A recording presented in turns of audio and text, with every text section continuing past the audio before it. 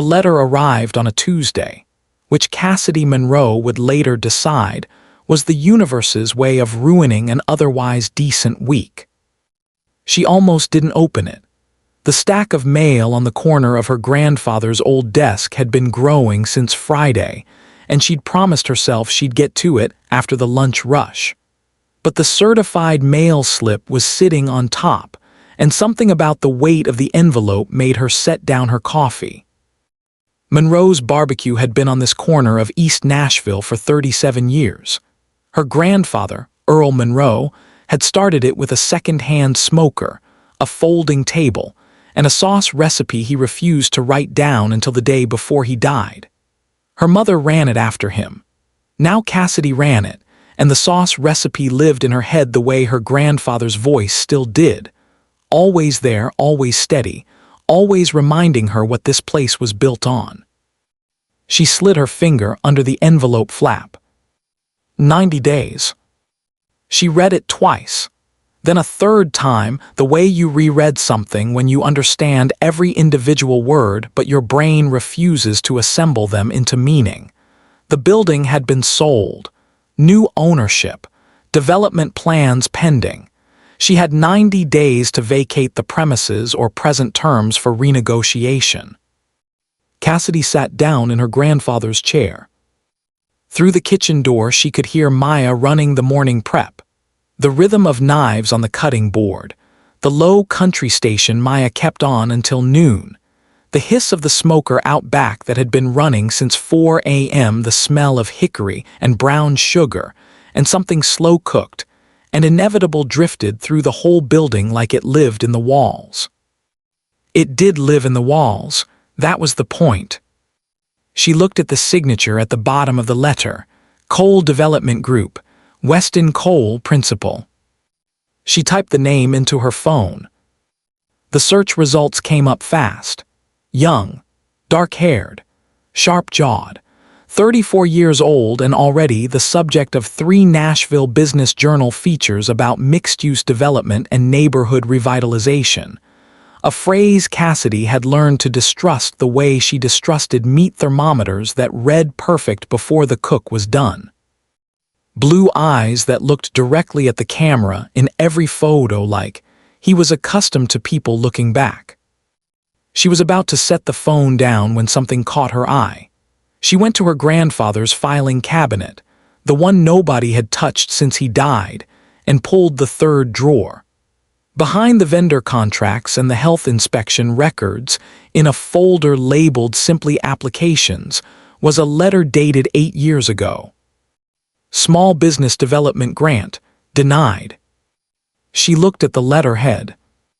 Cole Development Group had received that grant. The same cycle. The same pool of funds her grandfather had applied to twice and never received. Cassidy set both letters side by side on the desk. She didn't know what it meant yet. But she was going to find out. The receptionist tried to stop her.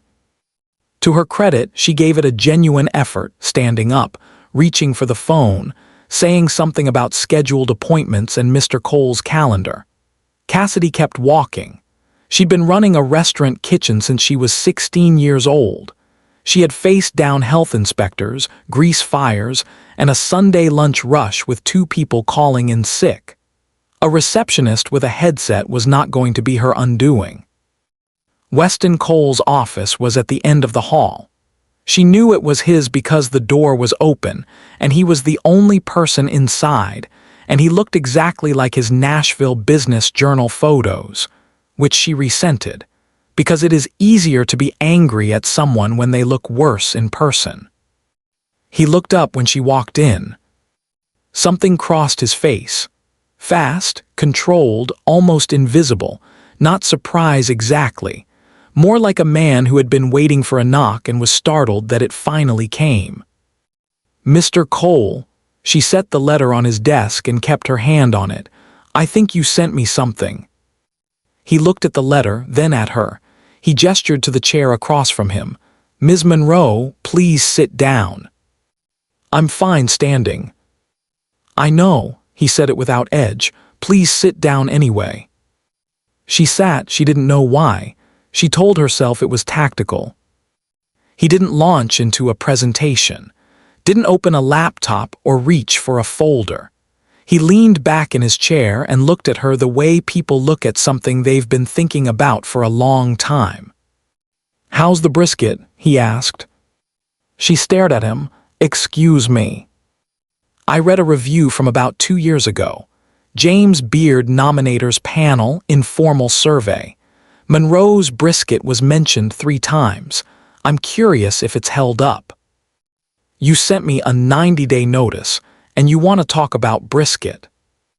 "I want to talk about the restaurant," he said. "The notice was required by law. This conversation isn't." He paused. "How long has the smoker been running?"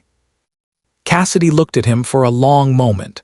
This was not the meeting she had prepared for. She had prepared for corporate, for legal language and liability shields, and a man who saw her grandfather's restaurant as a line item. This man was asking about her smoker like he already knew the answer and wanted to hear her say it. "Since my grandfather built it," she said carefully, 37 years. He nodded slowly, like that meant something to him. She left 20 minutes later with nothing resolved, no terms discussed, no ground given on either side. She sat in her car in the parking garage and gripped the steering wheel. Auburn hair falling loose from the clip she'd put it in that morning, hands that wouldn't quite steady themselves. She was angrier leaving than she'd been arriving. The problem was she couldn't entirely explain why. Maya found the receipt note on Thursday morning, smoothed it out, and taped it to the prep counter where Cassidy would have to look at it all day. Cassidy peeled it off without reading it again and put it in her apron pocket. Maya watched this happen with the expression of a woman storing information for later use. Monroe's on a Saturday was its own kind of church. The line formed before they unlocked the doors, regulars who knew the system, newcomers who'd driven from across the city, the occasional food blogger trying to act casual with a phone pointed at the smoker. Cassidy worked the floor the way her mother taught her, which was the way her grandfather taught her mother. Know every table, know every name, make people feel like they drove across town for the right reason. Miss Lorraine arrived at 11, same as always, dressed like she was going somewhere important afterward, which she always said she was. She took her usual table by the window and ordered her usual plate, and watched the room with the calm authority of someone who had been watching this room for 37 years and planned to watch it 37 more. Cassidy brought the plate herself. "You look like you're carrying something heavy," Miss Lorraine said without preamble. "I'm fine." "I didn't ask if you were fine. I said you look like you're carrying something." She picked up her fork. "Sit down for a minute." "It's Saturday, Miss Lorraine. I can't." 60 seconds. "The restaurant won't burn down." She looked pointedly at the chair across from her. Cassidy sat. She didn't say anything about the letter. She talked about the smoker running slow, about needing to replace the exhaust fan above Station 2, about the health inspection coming up in 6 weeks. Miss Lorraine listened with patient eyes that were clearly waiting for the real conversation to begin. It didn't begin, because the bell above the door did. Weston Cole walked in alone. No assistant, no folder. Dark jeans and a charcoal jacket, hands in his pockets, dark hair slightly disheveled from the November wind outside. He stood at the entrance and looked at the wall of Polaroids the way people look at things that make them feel something they weren't expecting to feel. His blue eyes moved slowly across every photo. Maya appeared at Cassidy's shoulder. "Is that?" "Yes." "Do you want me to?" "No," Cassidy stood up. "I've got it." She seated him herself at a two-top near the back and took his order without a notepad because she never needed one. He ordered the brisket plate, the ribs, the jalapeno cornbread, and sweet tea. He said please and thank you like he meant them. She brought everything herself because they were short 2 servers. He ate slowly, deliberately, like someone paying attention. When she came back to check the table, he looked up and said, "Your grandfather built something that can't be replicated. I want you to know I understand that." She picked up his empty sweet tea glass. "Refill," she said. He said yes. She walked away. In her apron pocket, the receipt note felt like it weighed 10 pounds. The pipe didn't burst dramatically. It failed the way old things fail, quietly, persistently in the dark, until the damage was already done. Cassidy got the call from her alarm system at 11:14 p.m. water sensor in the kitchen. She was there in 12 minutes and found 2 inches of standing water spreading across the floor she'd had refinished 18 months ago. She called her contractor, voicemail. She called his emergency line, voicemail. She stood in the water in her rain boots and looked at the ceiling and made the kind of decision that feels unreasonable while you're making it and obvious in retrospect. She found Weston's number in the certified letter documentation, property owner, responsible for infrastructure. Technically, she was calling for the right reasons. She told herself that the whole time the phone was ringing. He picked up on the 3rd ring. She told him what happened in 4 sentences.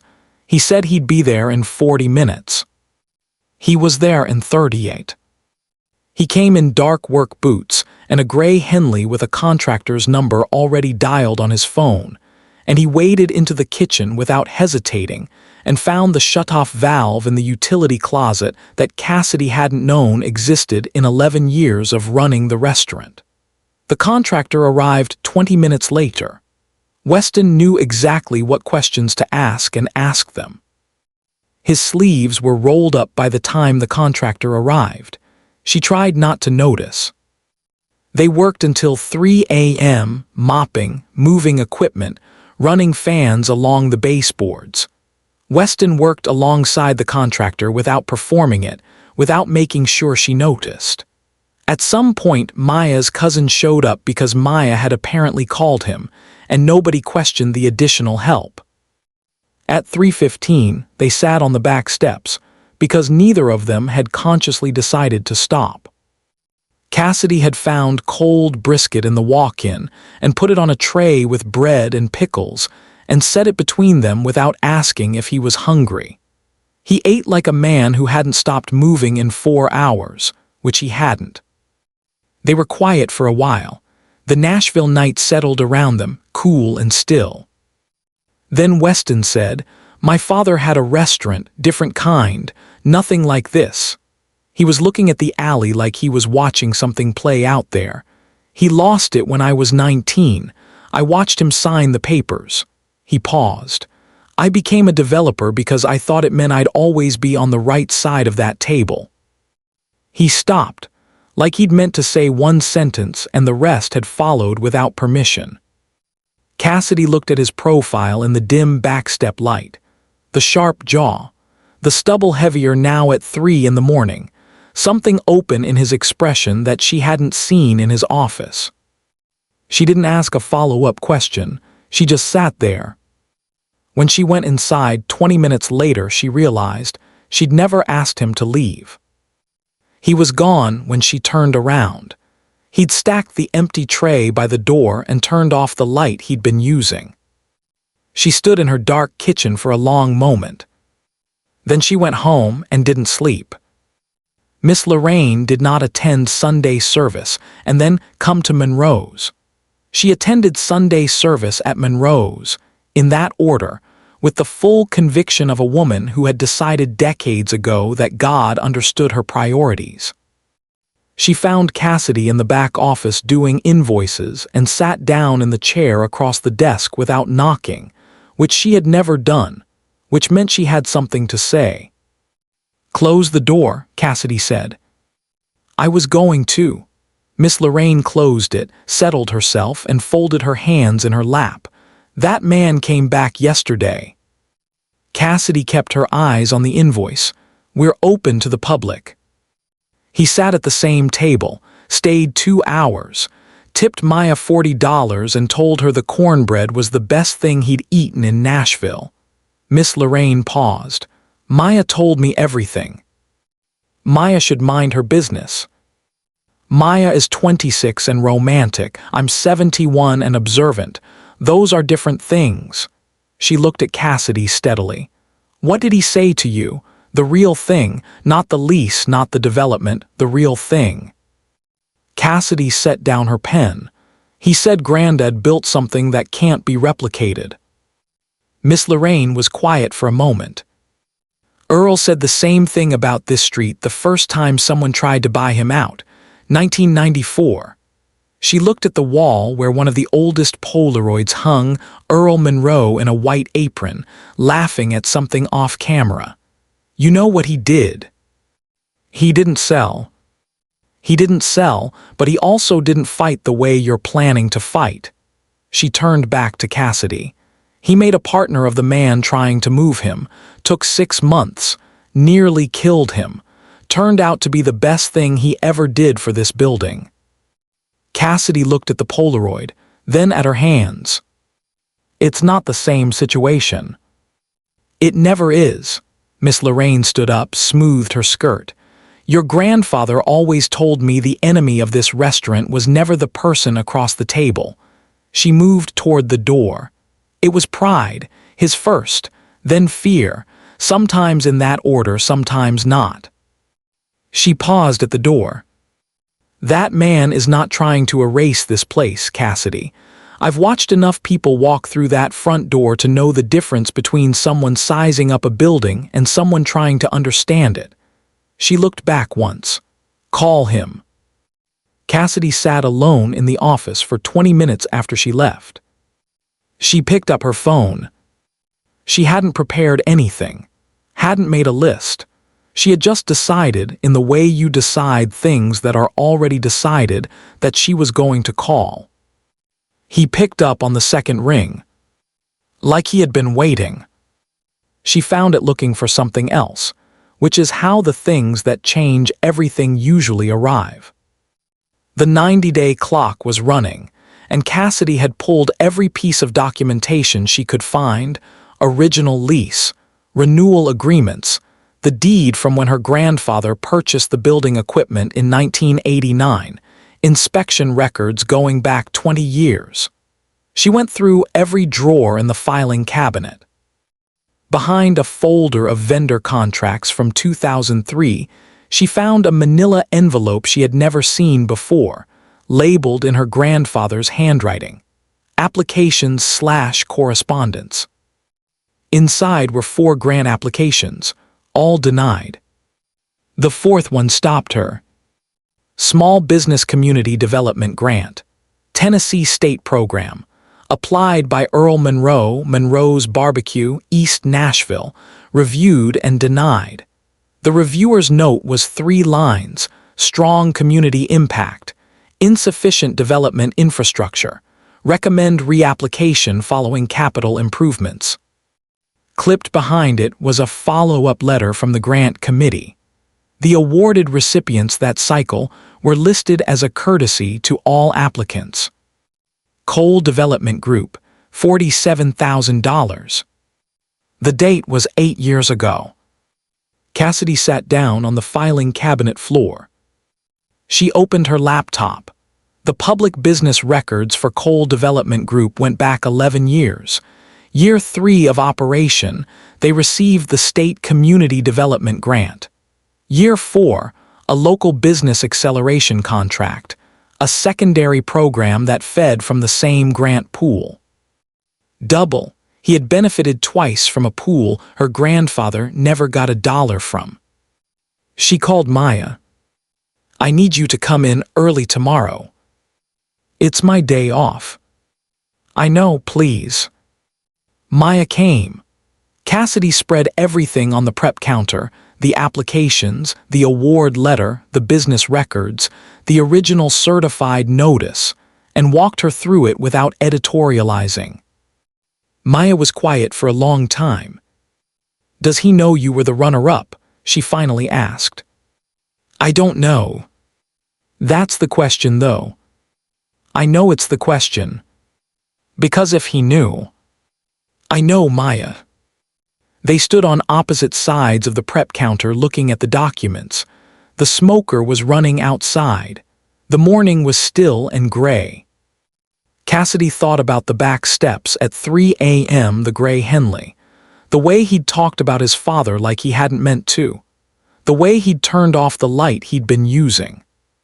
"What are you going to do?" Maya asked. Cassidy looked at her grandfather's handwriting on the envelope. "I don't know yet," she said. But her phone was on the counter between them, and she did not pick it up, and that was its own kind of answer. Tyler showed up on a Wednesday, which was Monroe's slowest day, which Cassidy later decided was not a coincidence. He came in at 11:30, right when the lunch rush hadn't started and the morning regulars had cleared out, and sat at the counter instead of a table. He was alone. No laptop. No phone out.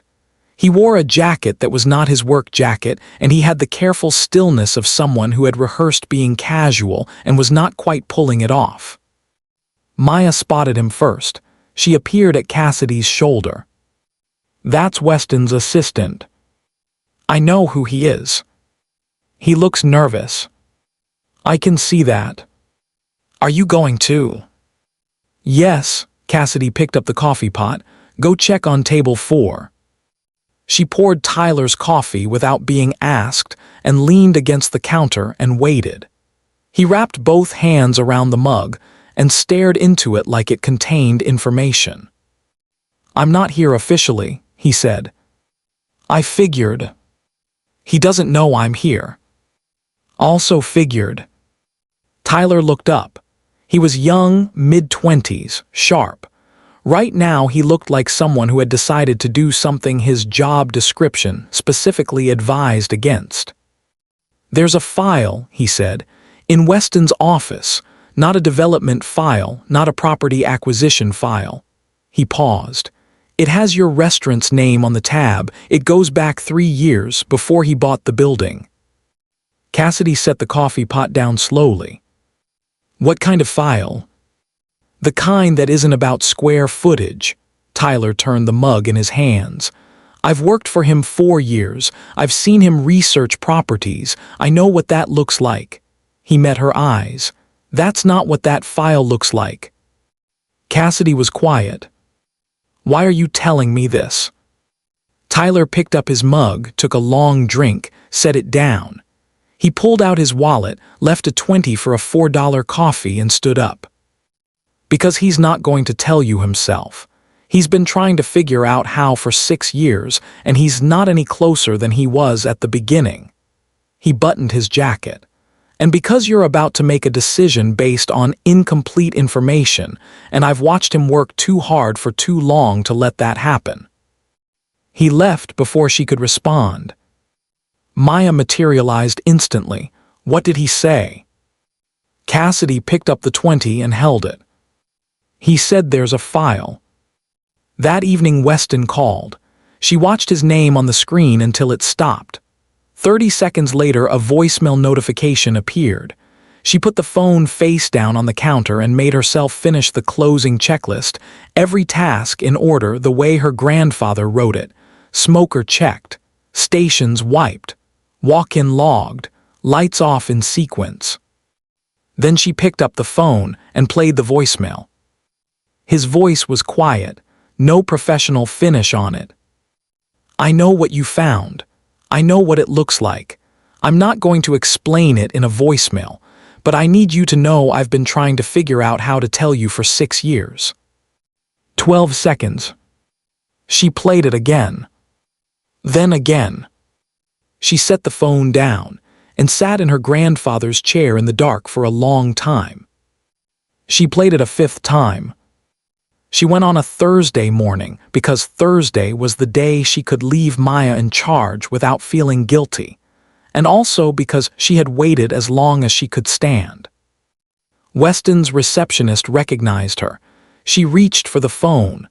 Cassidy shook her head once and the woman made a judgment call and set it back down. Weston was at his desk. He looked up when she walked in, and something in his posture shifted, not surprise, not alarm, relief, like a man who had been holding something heavy and had just been told he could set it down. She sat across from him without being asked. "Tyler came to the restaurant," she said. "I know, he told me this morning." He held her gaze. "I'm not going to apologize for him, he was right too." He opened his desk drawer and placed a folder in front of her. Thick. The tab read Monroe's Barbecue in his handwriting. She opened it. The first page was a Nashville scene review, dated 3 years ago. Behind it, a James Beard Nominator survey. Behind that, a Vanderbilt academic impact report citing Monroe's as a primary driver of community cohesion in the surrounding 6 blocks.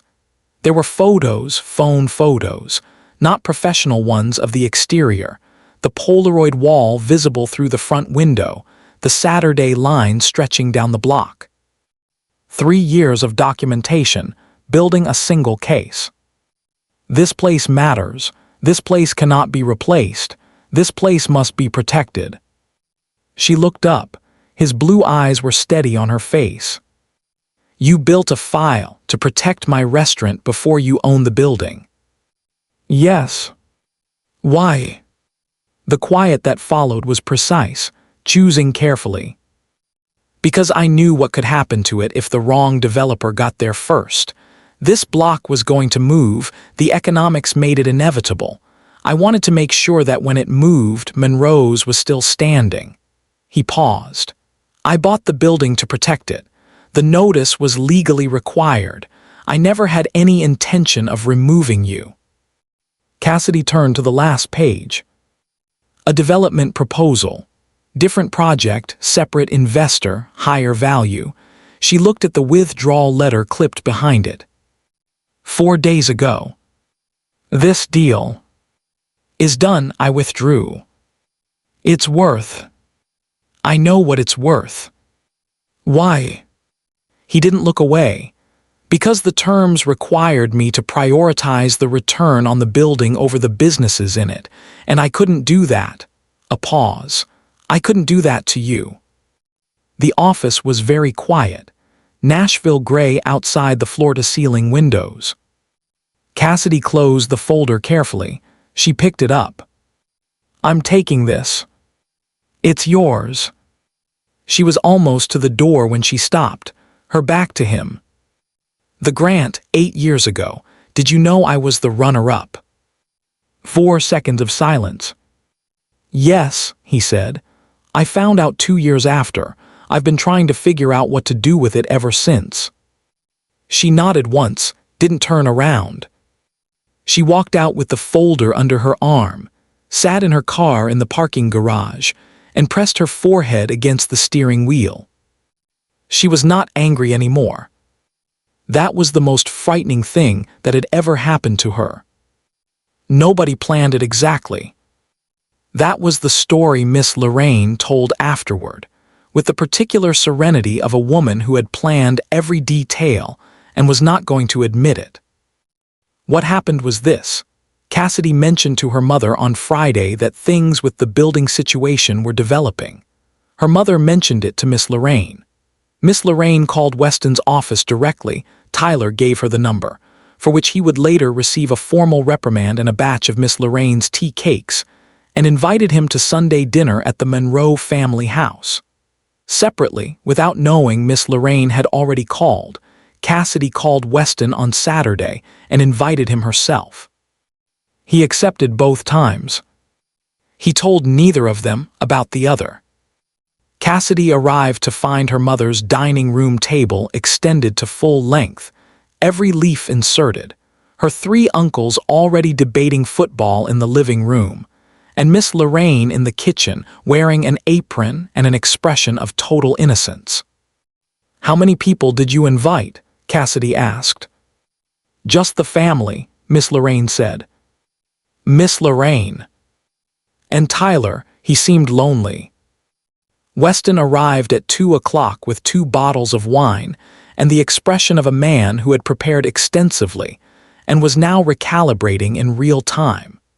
He walked into a living room containing 7 Monroe family members: Maya, who had simply shown up, Tyler, who looked like he was considering a career change, and Miss Lorraine, who greeted him like she'd been expecting him for years. Which she had. Cassidy watched him navigate her uncles, the handshakes, the immediate sports opinions, the direct questions her family deployed like diagnostic tools. He didn't perform. He didn't network. He talked to her Uncle Bill about contractors for 20 minutes with what appeared to be genuine interest and held his own completely. Her mother pulled Cassidy into the kitchen. "I like him," she said. "You've known him 40 minutes. Your grandmother knew your grandfather was the one in 20. She handed Cassidy a bowl of potato salad. "Take this out." Dinner was loud and overlapping, and everything Sunday dinner at the Monroe house had always been. Weston sat between Tyler and her Uncle Raymond and ate 3 full plates, which was the only review that had ever mattered in this house. Then Miss Lorraine tapped her glass. "I think," she said, in the voice she used when things were going to happen whether people were ready or not, "that Weston should tell us what he actually plans to do with this building." The table went quiet. Cassidy looked at him, he looked at her. She gave him nothing, not permission, not warning, just her green eyes, steady and waiting. He set down his fork. He told them everything. The file, 3 years of documentation, the withdrawn deal, the grant. He said it plainly without softening it, and the table shifted when he did. He said he had known for 6 years and had not known how to address it, and that was a failure he was not going to excuse. He said he wanted Monroe's to be the anchor of the development, not a tenant, a partner, with equity terms he was prepared to negotiate in good faith. 4 minutes, no notes, no presentation. The table was quiet. Then her Uncle Raymond pointed at him. "Man said he turned down $3 million. He looked around the table. "Somebody pass him the cornbread." The table erupted. Everyone talking at once. Her Uncle Dennis already asking about construction timelines. Tyler taking notes on his phone with the resignation of a man who understood this was now his life. Maya crying a little and pretending otherwise. Miss Lorraine refilled her glass and said nothing and watched Cassidy. Cassidy was watching Weston. He was laughing at something her Uncle Raymond said, "Jack it off now," completely at ease in a way she hadn't seen before, like a man who had put something down in the right place and felt the relief of it. He caught her looking. He didn't smirk, just held her gaze quiet, certain, completely unguarded. Miss Lorraine leaned close to Cassidy's ear. "Well," she said. Cassidy picked up her glass. "Pass the cornbread," she said. The negotiation took 11 weeks. Cassidy would tell people it was straightforward, which was the kind of thing you say when you have survived something and no longer want to relive it. The truth was there were 3 moments it nearly fell apart. Once over equity terms, once over a construction timeline that would have required closing for 6 weeks, and once over something so small she couldn't remember what it was anymore, only that she had driven home at 9 p.m. and sat in her car and called Maya and said nothing for 2 full minutes. Maya stayed on the line the whole time. The papers were signed on a Thursday morning in a neutral conference room. When it was done, the lawyers shook hands and left. Tyler collected the folders with the efficiency of a man who had learned not to linger in significant moments. And then it was just the 2 of them on opposite sides of a table with empty coffee cups between them. Weston slid 1 copy of the signed agreement across to her. She picked it up. Monroe's Barbecue, partner, not tenant. Her grandfather's name on the equity line, a Earl Monroe Legacy Partnership, her only non-negotiable from the very first session. Weston had agreed to it in that session without asking for anything in return. She had not thanked him for that yet. "Thank you," she said, "for the name on the line." He nodded once. It was always going to be that. She believed him. That was the thing she kept arriving at from every direction, through every argument and every document and every almost. She kept arriving at the same place. She believed him. The new Monroe's opened on a Saturday, because it had always been open on Saturdays, and Cassidy saw no reason to change what worked. The line formed before dawn. Regulars who had followed them 6 blocks east, newcomers who'd read about the move, the James Beard people who had been circling for 2 years. Maya ran the kitchen with focused chaos. The original smoker, relocated at a cost that made Cassidy's accountant briefly stop speaking, had been running since 3 a.m. The smell reached the street before the doors opened. Weston was there at 6:30, before the staff, before the line. He came through the back and didn't announce himself, and Cassidy found him in the dining room standing in front of the wall of Polaroids. Every one of them, moved and rehung in the same order, the same arrangement, exactly as her grandfather had placed them. She had done it herself over 2 nights the previous week, using the original photos as reference, adjusting each one until the spacing felt right. It had taken longer than anything else in the renovation. Weston was looking at the oldest one, Earl Monroe, white apron, laughing at something off camera. He didn't hear her come in. She stood in the doorway and watched him look at her grandfather's face and felt something settle in her chest that had been unsettled for 11 weeks, for 8 years, maybe longer. "He would have liked you," she said. Weston turned, looked at her for a moment. "You think?" He liked people who showed up. She walked into the room. Auburn hair loose this morning, no apron yet, the white chef coat crisp and new. He had no patience for people who sent someone else. You always came yourself. Weston looked back at the wall. "I almost didn't. The night of the pipe, I almost sent a contractor and called it handled." "What stopped you?" He was quiet. Outside the line was growing, the low sound of it reaching them through the new windows. In the kitchen, Maya dropped something metal and swore and immediately recovered. "I wanted to see the place at night," he said. "I'd only ever seen it during the day. I wanted to know what it looked like when it was quiet." He paused. "That probably sounds strange." "It doesn't," Cassidy said. It sounded exactly like something her grandfather would have said about a building he loved.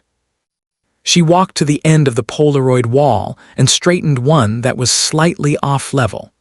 Then she reached into her coat pocket and pressed a single new Polaroid to the wall with the magnet she'd brought. A photo she hadn't known was being taken. Opening day, the 2 of them in front of the restaurant. She was looking at something off to the left. He was looking at her. Neither of them at the camera because neither of them knew Miss Lorraine was behind it, patient and certain, waiting for exactly this moment. It sat at the end of the row now, next to the last photo of her grandfather.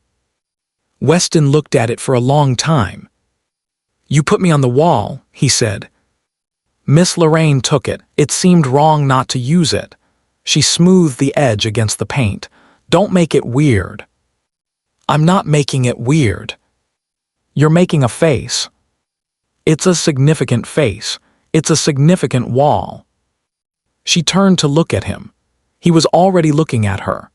This close, in the morning light of a space that smelled like hickory and fresh paint and everything the old place had been, he looked like a man who had something to say and was deciding how much of it to say at once.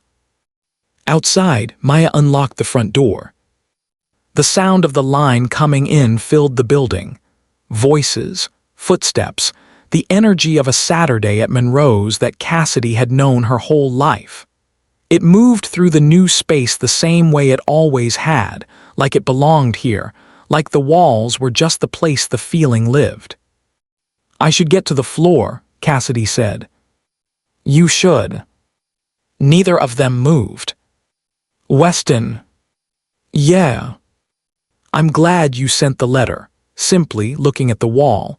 I know that's a strange thing to say, but I am. She felt him look at her. She walked to the floor. By noon, the line was out the door and down the block. Miss Lorraine was at her table by the window, dressed like she was going somewhere important, watching the room with the satisfaction of a woman whose faith had been completely vindicated. Tyler was at the counter with Brisket and his notebook. Maya's cousin was bussing tables and pretending he didn't work there. Cassidy worked the floor the way her mother taught her. Know every table, know every name, make people feel like they drove across town for the right reason. At 2 o'clock, during the first brief lull, she looked up to find Weston at the counter with a coffee, reviewing something on his phone with the quiet focus of a man who worked wherever he happened to be. He hadn't asked if he could stay. She hadn't asked him to leave. Miss Lorraine appeared at Cassidy's shoulder. The wall looks right, she said. It does. The photo at the end, her voice careful and even. He's not looking at the camera. I know. He's looking at you. I know, Miss Lorraine. The old woman was quiet for a moment. At the counter, Weston turned a page without looking up. Dark hair slightly disheveled now from the morning, sleeves already rolled to the forearm. Cassidy, Miss Lorraine's voice was soft. What are you going to do about that? Cassidy looked at the Polaroid wall, 37 years of Saturdays, every one of them worth something. The new photo at the end sitting beside her grandfather's last one like it had always belonged there. She picked up the coffee pot. I'm going to refill his coffee, she said. Miss Lorraine smiled into her water glass. That's a start, she said. Cassidy walked to the counter. Weston looked up when she arrived. She refilled his coffee without a word, the way you do for someone who has been coming long enough that you know how they take it, long enough that the gesture means something neither of you has said out loud yet. He watched her do it. Thank you, he said. You're welcome, she said. She went back to the floor. Outside, the line was still growing. The smoker was still running. And on the wall, at the end of 37 years of Polaroids, a man stood looking at a woman who wasn't looking back yet. But she would.